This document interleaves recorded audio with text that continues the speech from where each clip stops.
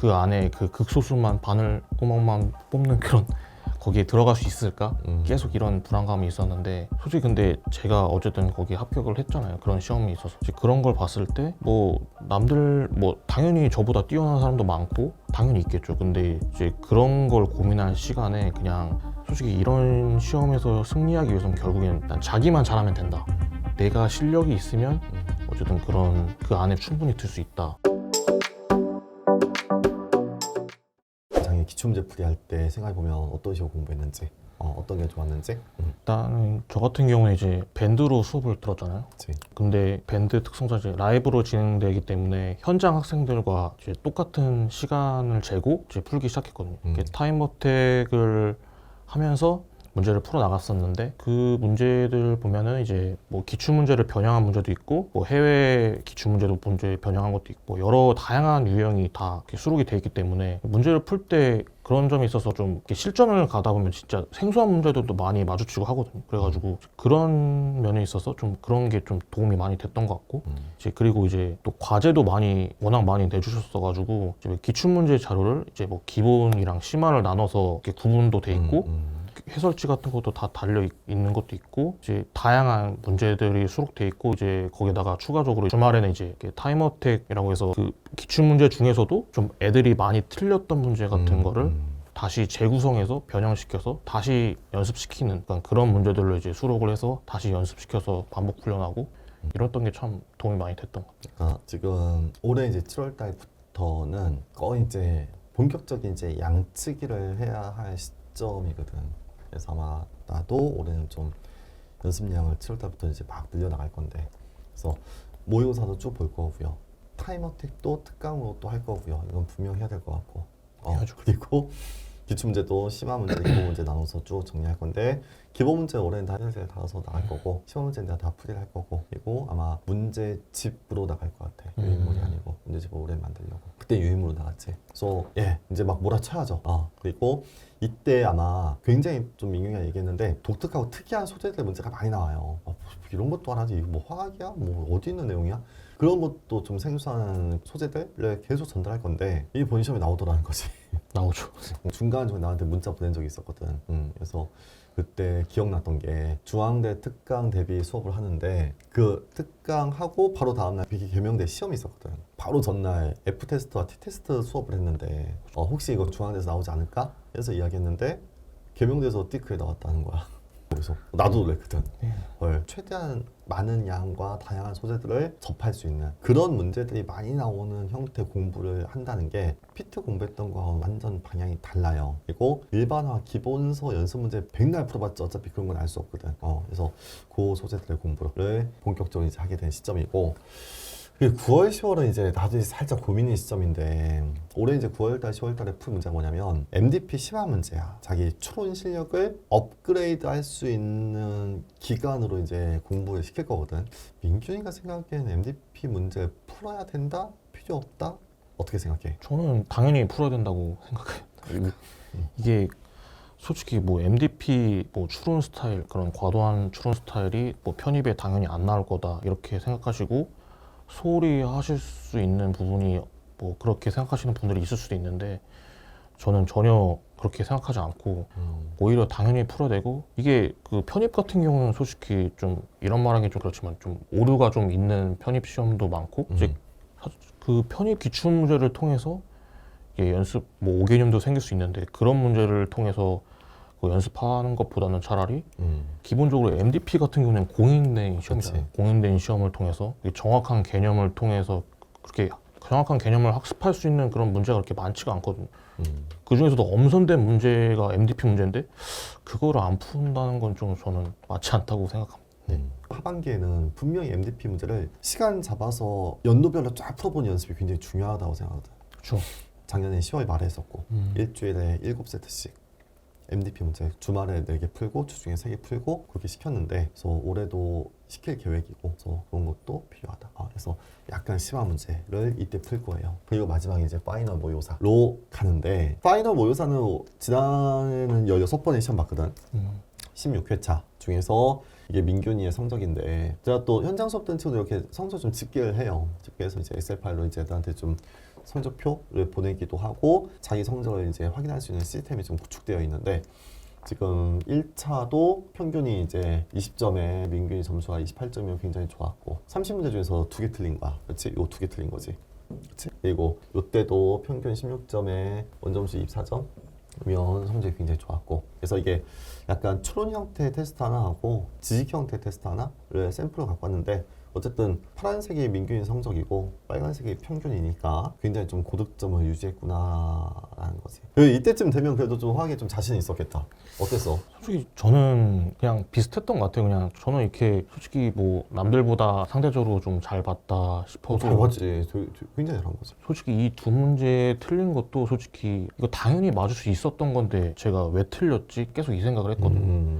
그래서 저는 다 맞는 걸 애초에 목표로 항상 그렇게 잡았기 때문에 좀 만점 아니면 딱히 의미가 저한테는 없었어요. 그래가지고 편입 같은 경우는 그래도 피트랑은 좀 다르게 진짜 좀 극소수만 뽑는 학교가 많잖아요. 그치. 진짜 한두 명 이렇게 뽑는 학교도 많이 있고 한데 어차피 1배수 안에 들려면 어차피 그 정도에 준하는 실력을 갖춰야 된다라는 게 있었기 때문에 어차피 최고가 아니면 못 붙겠다 싶어서 솔직히 저는 뭐 서류나 면접보다도 지필에 좀 더 강점을 드러내고 싶은 욕망이 있었기 때문에 편입이 좀 피트랑은 좀 스타일이 많이 다르잖아요.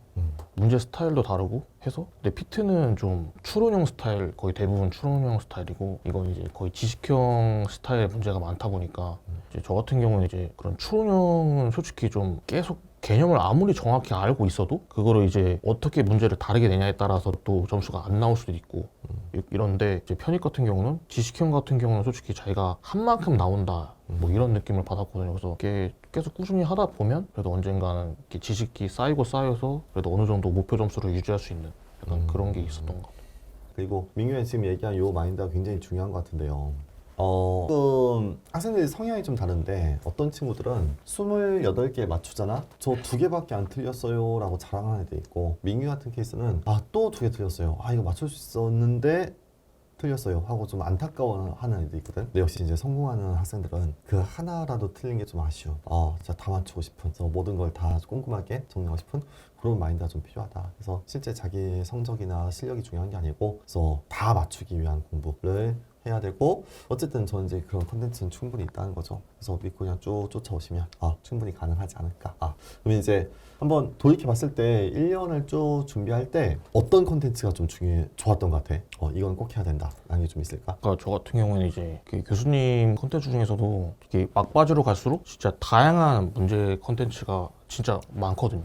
그러니까 뭐 실전 모의사, 뭐 파이널 모의사, 뭐 이런 뭐 그리고 간혹 그때 이벤트 모의사도 있었죠. 뭐 그런 것도 있고 그리고 저는 개인적으로는 직전 특강 이런 게 진짜 많이 도움이 됐었거든요. 근데 다 종합했을 때 그냥 이런 다양한 문제들을 좀 접할 수 있다는 게 저는 참 좋았고 저는 어떤 생소한 개념 뭐 진짜 모의고사 뭐 몇 번 풀면 한 번 나올까 말까 그런 생소한 개념도 있잖아요.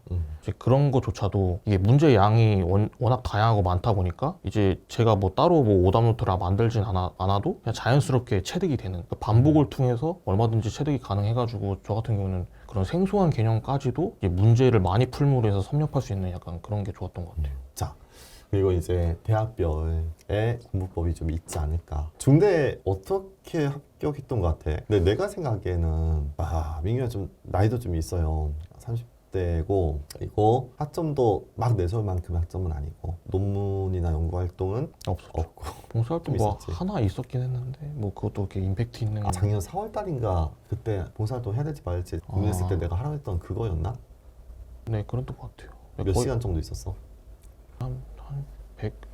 기억이 잘 안 나요 솔직히 지금 오래돼가지고 좀 하나밖에 없었던 거지? 네 하나 있었죠. 네. 그럼 이제 중앙대 서류 낼 때 그 뭐 장학금 같은 거 받은 거 그런 거 냈어? 그 중앙대 서류 이제 목록이 있잖아. 네. 뭐뭐 냈어? 그 서류 낼 때는 그냥 그 봉사활동 그 증빙 서류? 너 이것도 못 구해가지고 내가 구해오라고 막 시켰지. 네 그때 발급해서 가져갔고 그 다음에 그 뭐냐 뭐 성적증명서 뭐 이런 거 냈고 재학증명 그 뭐 수료증명서 그거 냈고 이렇게 3개 냈던 것 같아요. 그 목록에 3개 딱 쓴 거야? 네 그렇게 3개 서류는 그렇게 3개 냈던 것 같아요. 그래 넌 지필로 합격한 거고. 예, 그런 면접은 이제 면접. 지성 면접이에요. 중앙대는 그렇죠. 인성 면접이 아니고 지성 면접이라서. 그래서 이번에 생물 문제 나왔다고? 네, 생물 아. 문제 나왔죠. 생물 이뇨제 관련된 게 나왔다고 하던데. 나트륨 뭐 나트륨 이온이랑 CL- 그 안티폴트 저해제 약물에 대해서 나와가지고 그래서 그거에 대한 거를 20분 동안 문제 풀고 5분 동안 내가 어떻게 풀었는지 발표하고 끝. 그래서 중앙대 교수님들이 뭐 이것저것 물어보질 않아요. 완전히 그냥 가만히 있거든요. 딱 들어가면 발표하고 다 했으면 나가세요 하면 이제 인사하고 나오고. 그래서 아마 너의 성향상 면접을 그렇게 아주 막 크리티컬하게 잘 봤을 것 같진 않고 정답은 얘기했겠지만 근데 얘는 씨 잘하는데 라는 느낌은 없었을 것 같고 좀 덤덤하게 했을 것 같고 이제 중대를 최초합한 거는 순전히 지필 시험이 크지 않았을까. 근데 네 가채점 결과 거의 맞는 것 같아. 화학 하나, 생물 하나면 거의 이제 1등 하지 않았을까 싶긴 한데 근데 생물은 크게 어렵지 않다고 해요. 중앙대가. 민규이가 보기에도 그래? 상대적으로 봤을 때 화학보다는 확실히 난이도가 좀 낮은 편이었고 변별력이. 근데 이제 난이도 자체도 그랬는데 이제 또 아, 보기 그래? 배열도 좀 이렇게 소고하면은 이렇게 좀 맞출 수 있기 쉬운 그런 문제가 꽤 있어가지고 개념을 정확히 모른다 해도 쉽게 맞출 수 얻어버릴 수 있었던 있다. 네, 그런 느낌이 있었어요. 예, 상대적으로 이제 화학이 어려웠다는 거고. 근데 이건 뭐 다들 그래 왔거든요. 중앙대는 이제 화학이 좀 어려운데 그럼 중앙대 화학을 어떻게 공부해야 될까? 일단 중앙대 같은 경우에는 이제 문제 스타일이 좀 개념 자체가 좀 폭넓게 출제되는 경향이 있어요. 그래서 다양한 개념을 출제하기 때문에 일단 학습할 때는 당연히 그런 다양한 개념을 이렇게 학습할 수 있는 일단 개념은 물론이고 이제 그에 따른 다양한 문제 이런 것들을 경험할 필요성이 좀 있는 것 같거든요. 그리고 뭐 아까 말했던 그런 양자역학 부분이라든가 이번에도 출제됐기 때문에 이제 그런 이제 피트생들 같은 경우에 좀 접하기 어려웠던 그런 생소한 부분까지도 섭렵을 해야 전공화에서 전달할 내용들은 그렇죠. 꼭 숙지를 해야 되고 네. 그리고 문제는 약간 추론 형태 문제는 아니지. 저 수능까지는 아니고 네. 중앙대는 이제 기출문제가 오픈되거든요. 그래서 뭐 아주 막 비비 꼬는 추론 형태 문제는 아니고 약간 지식 형태 문제로 나오기는 하는데 그 지식이 이제 좀 어려운 거지. 계산도 좀 복잡하고 약간의 타임 어택도 좀 있고. 그래서 중앙대를 대비할 때는 우선은 지식 형태 문제를 넓은 범위로 그래서 연습을 해야 된다라는 거고 나도 올해는 더 그런 문제들 많이 좀 구성해봐야 될 것 같아. 근데 지필 잘 보면 합격하는구나라는 게 어느 정도 너를 통해서 내가 또 느꼈으니까 지필 시험 우선 잘 보게끔 대비를 시켜주는 그런 콘텐츠를 또 계속 만들어야겠지. 이제 마지막으로 지금 비슷한 민균이하고 좀 비슷한 상황 편입을 했는데 좀 실패를 했다든지 피트를 했는데 실패하고 어디선가 이제 뭐 일을 하든 다시 대학으로 돌아간 친구들이 이번에 약대 편입도 생겼는데 다시 한번 해볼까? 근데 난 피트 때 좀 잘 못했는데 어떡하지? 그런 학생들을 위해서 마지막으로 이제 메시지 하나 전달해주자.